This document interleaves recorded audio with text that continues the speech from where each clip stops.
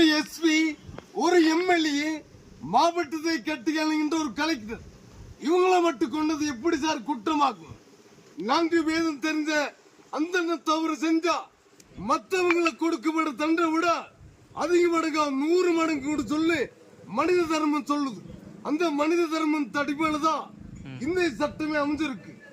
பெண்களை தாயா, தந்தையா, அன்னையா நினைக்கிற குணம் பலனும் காப்பாத்தவல்ல கருமாரி அம்மன், மகமாயி அம்மன், மீனாட்சி அம்மன் சொல்லி பெண்ணை தெய்வம்ங்கிறது இந்த மண்ணு தான்.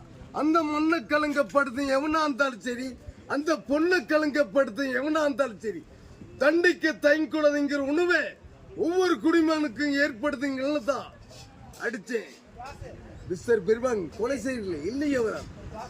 4 வேதம் தெரிஞ்ச அந்த தவறு செஞ்சா மற்றவங்களுக்கு கொடுக்கப்படுற தண்டனை விட 100 மடங்கு அதிகம்.